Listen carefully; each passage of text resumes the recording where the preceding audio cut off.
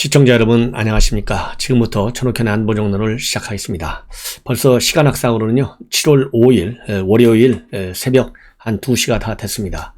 천옥현의 안보정론 시청자 여러분들께서 심야에도 많이 시청해 주셔서 고맙다는 말씀을 드리고요. 특히 그렇기 때문에 이 시간에 방송해 드리는 내용은 엄선에 엄선을 거듭해서 꼭 필요한 뉴스를 중점적으로 분석해 드리고 있습니다.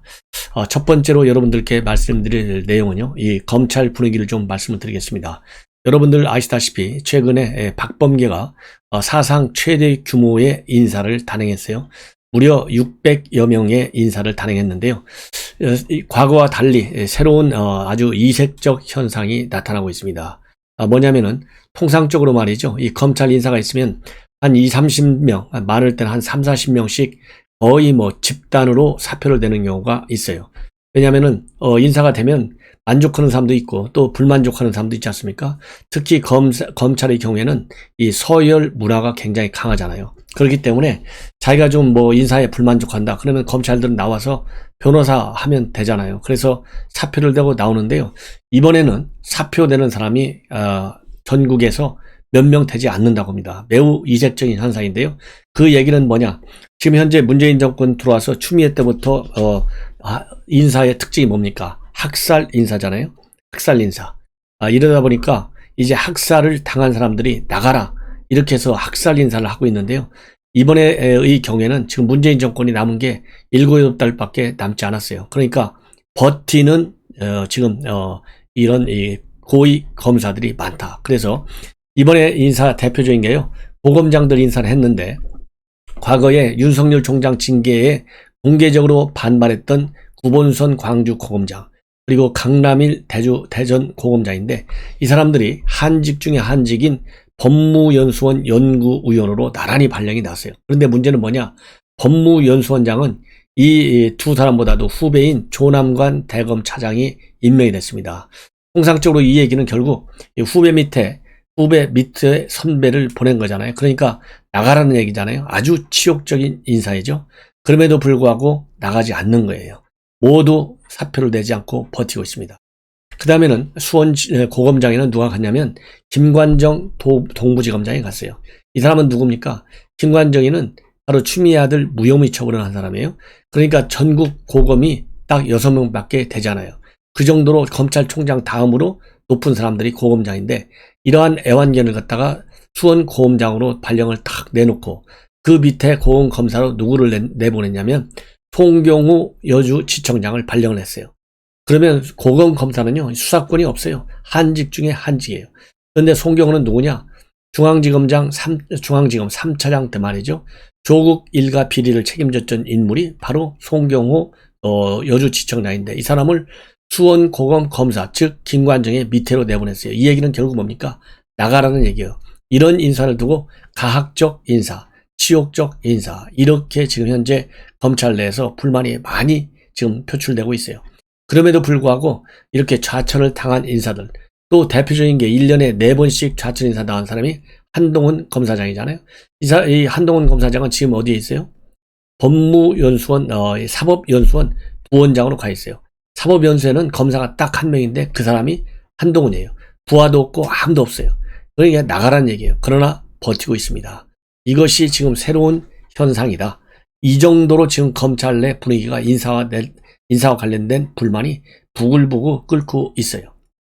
그래서 지금 검찰 김호수가 이번에 김학의 사건 그 다음에 대전 월성 원전 결국 기소하라는 승인을 낼 수밖에 없는 이런 상황은 지금 검찰 내 이러한 부글부글 끓는 분위기와도 연계가 되어 있다라는 그런 평가도 나오고 있습니다. 다음에는요, 제가 요즘 수산업자라고 알려져 있는 김모 씨, 이 김모 씨 사건을 여러분들께 보도를 해드리고 있습니다. 110억대 사기 혐의로 지금 현재 조사를 받고 있는 구속돼서 조사를 받고 있는데요. 이 김모 씨가 이 구속된 상태에서 조사하면서 상당히 중요한 말하자면 진술하고 있어요. 그렇게 해서 지금 현재 압수수색 영장을 받은 사람이 부부장검사 김모 부부장검사죠.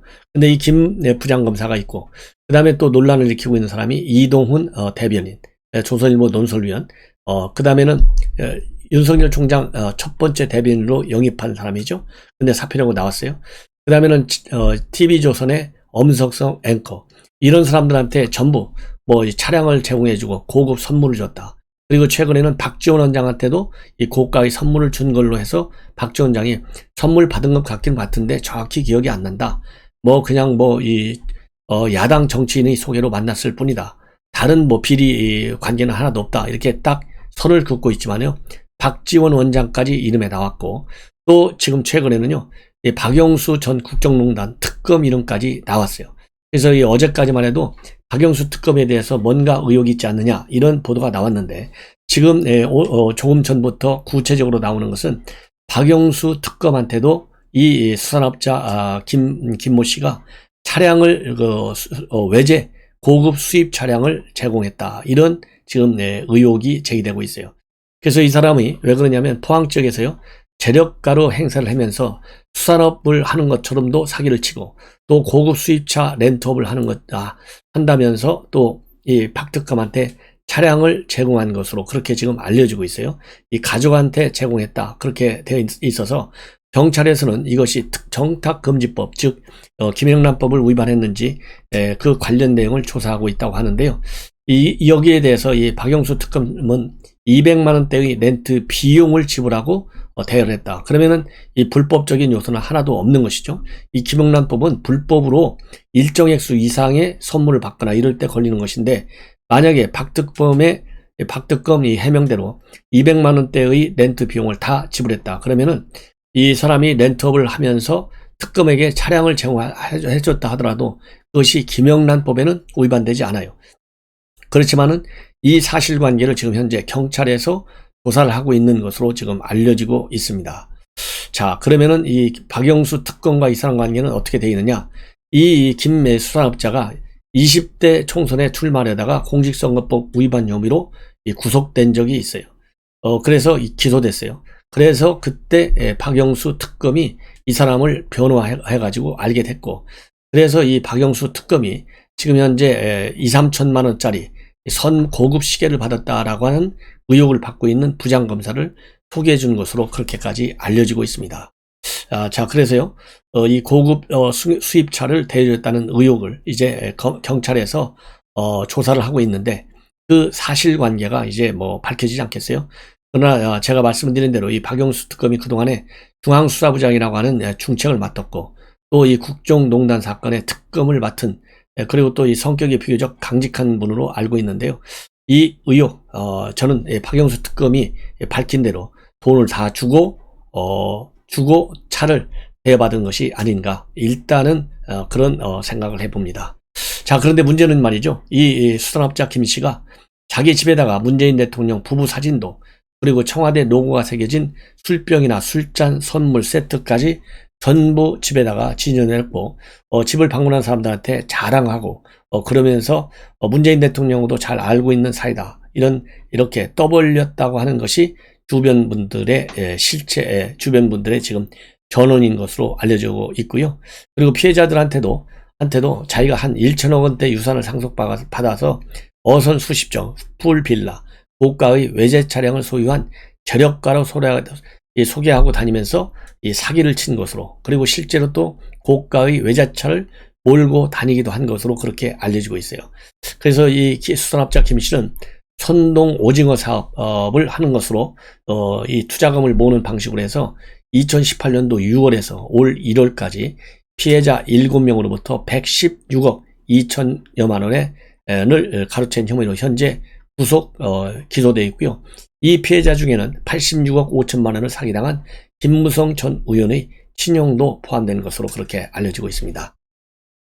그래서 제가 보기에는요, 이 경찰에서 지금 이 사람이 지금 수사를 하고 있는데, 수사 내용에 따라서 이 정치권에 대한 로비, 그야말로 박지원 원장 이름까지 나왔잖아요. 그래서 상당히 파장이 있을 가능성이 있는 것이 아니냐, 이런 판단이 듭니다. 그리고 말이죠, 이 방금 전에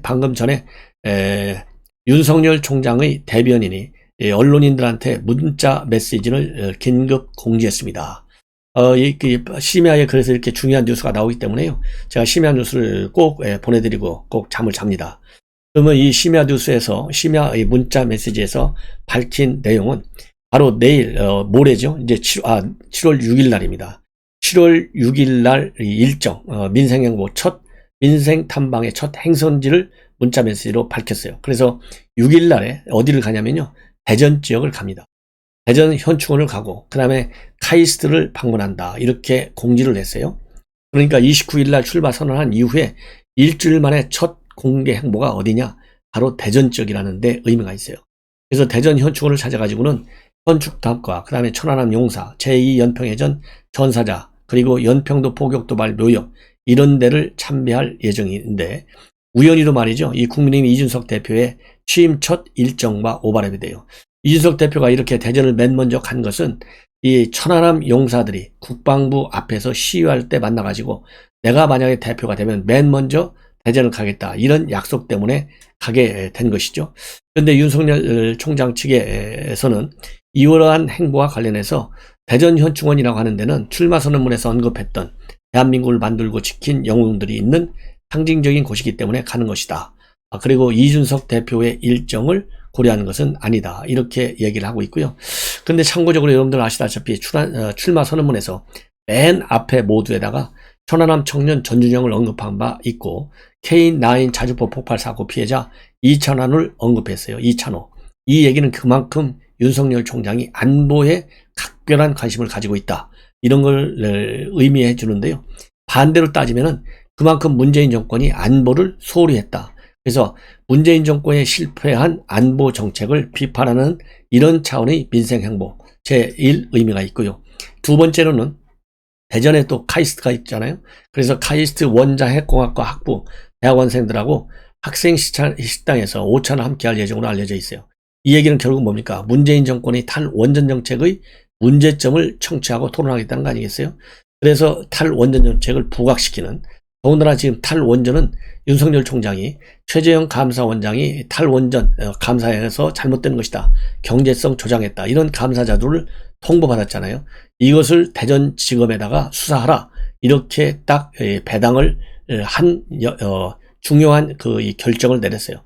바로 이 대전지검에서 탈원전 문제와 관련된 잘못된 이 정책감사, 이거를 수사하는 바람에 추미애가 본격적으로 징계로 몰아갔다. 이것이 정설로 되어 있지 않습니까? 그렇기 때문에 이런 이 탈원전 문제는 윤석열 총장이 굉장히 관심을 갖고 있는 문제예요.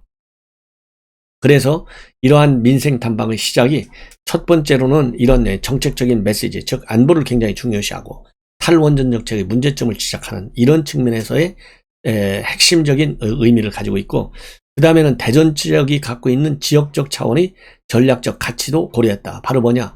이 중원이잖아요, 대전이. 충청권이 캐스팅 보트 역할을 하잖아요, 매번 선거에서. 그렇기 때문에 중원 지역을 챙기겠다는, 충청표를 받겠다, 즉 충청 대망론에 부합하는 이런 행보를 통해 행보를 보여주겠다는 의지도 지금 이러한 문자 메시지에 다 표출이 되어 있습니다. 그래서 윤 총장 아버지가 공주 출신이잖아요. 그래서 처음으로 지난 30일 날 국회 소통관을 방문했어도 방문했을 때도 충청 지역 언론사 부스를 쭉 들르면서 내 피도 충청 피다, 이렇게 얘기를 한 적이 있어요. 그런 것처럼 윤석열 총장의 첫 행보에서도 충청 대망론에 불을 지피려고 하는 계산도 깔려 있지 않을까 하는 생각이 들어요. 더군다나 지금 충남지사 양승조 지사가 윤석열 총장 충청 대망한 것은 어불성설이다. 서울 연희동에서 태어났는데 무슨 소리냐. 충청 대망론은 바로 양승조가 대선 후보가 되는 것이다, 이렇게 맞불을 놓고 있거든요. 이런 점도 작용한 것이 아니냐. 그리고 최근에 나오는 여론조사를 보면 일부에서는 말이죠, 충청 지역에서 이재명 지사한테 윤석열 총장이 밀리는 조사도 나오고 있어요. 이런 것도 또 영향을 주지 않았을까 하는 판단이 듭니다. 자, 이제는요, 이재명 지사와 윤석열 총장 간에 지금 역사 논쟁이 벌어지고 있어요. 그래서 이 셀프 왜곡 역사다, 이렇게 비판하고 있는데요. 여기에 관해서 이재명은 이런 구태의연한 색깔론이다, 윤석열 총장의 비판, 이렇게 하고 있는데요. 이거 더 이상 우기지 마십시오. 기본소득 갖고 우기다가 이재명이 이번 토론회에서, 그리고 이번 국민 면접에서 대망신을 당했지 않습니까?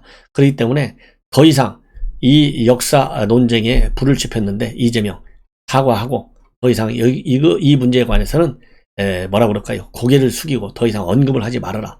언급을 하면 할수록 이재명은 도망갈 구멍이 없어진다. 그러니까요, 이번에 국민 면접에서도 1등은 이낙연, 그리고 2등에 최문순, 3등에 이광재 이렇게 돼가지고 이재명은 아예 틈수도 못 들었어요. 이거 경선에서 탈락할지도 몰라요. 더군다나 지금 전과 기록 이 관련 자료를 보면 이 뭐라 그럴까요? 예. 무고 및 공무원 자격 사칭 2003년도 7월에 벌금 150만 원 받은 게 있고요. 그 다음에 음주운전으로 벌금 150만 원 2004년도 7월입니다. 그 다음에 특수 공무집행 방해, 그 다음에 공용 물건 손상, 그래서 2004년도에 벌금 500만 원을 받은 바 있어요. 이 당원 당규에 따지면 이런 이 병역교폐라든가 음주운전 이런 중대한 비리가 있으면요, 이 후보자로 선출될 수 없다. 이런 규정까지 있어요.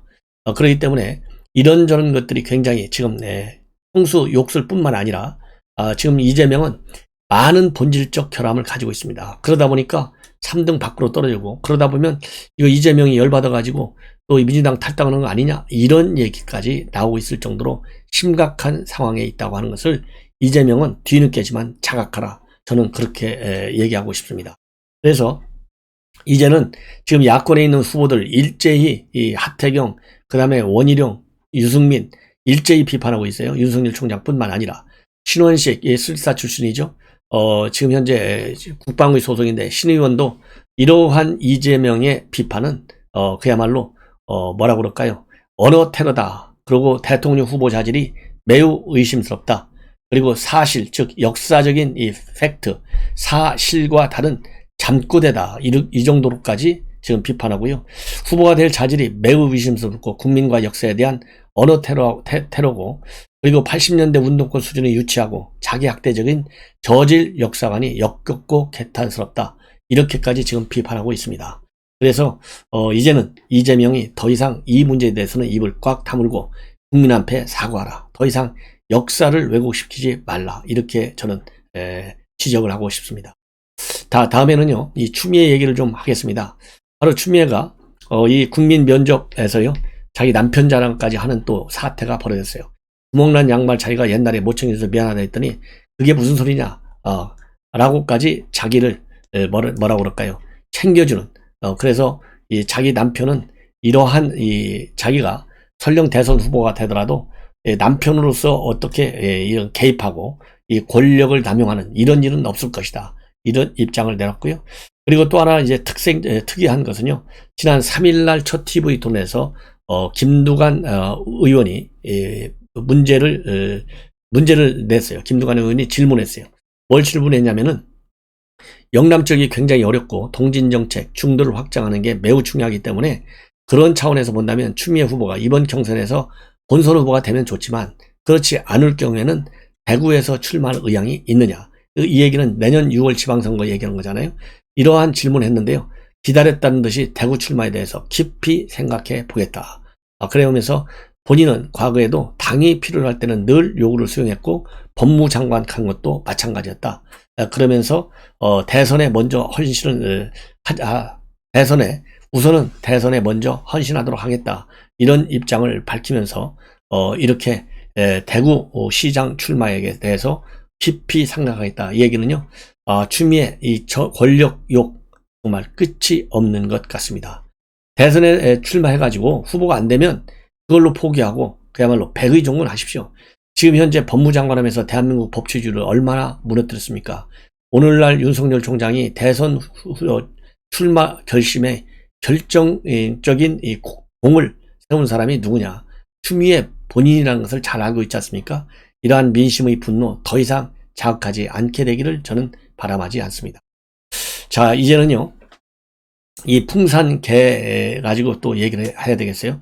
저도 이미 말씀을 드린 바 있는데 생각보다 대통령의 풍산견, 요즘 뭐 반려견을 중요시하는 시대적인 특성 때문에 그런 건지 아무도 비판을 안 해요. 이거 웬일인가 하고 제가 또 비판을 잘못했나 싶었는데요. 드디어 이 풍산 개가 뭐 개라고 그래서 미안한데요. 뭐 개니까 개라고 해야 하지 않겠어요? 풍산깨 고미가 낳은 새끼 7마리를 문재인 대통령이 젖도 주고 잘 키우고 있다고 자랑스럽게 사진까지 딱 찍어서 SNS를 했어요. 이게 지금 이렇게 한가할 때이냐? 제가 그랬잖아요.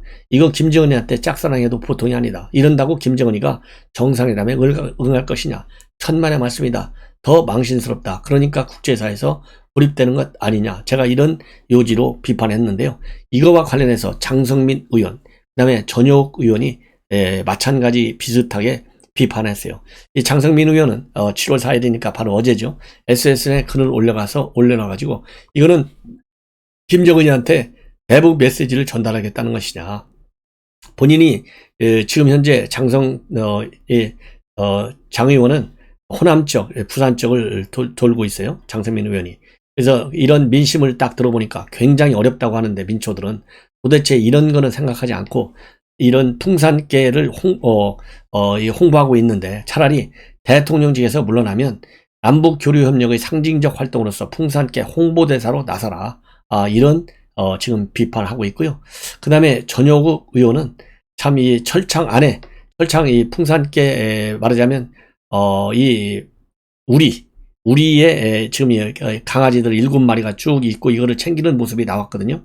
그러니까 전효국 의원은 이걸 두고 어째 철창 안이 참 편안해 보인다. 이런 이 비판을 했어요.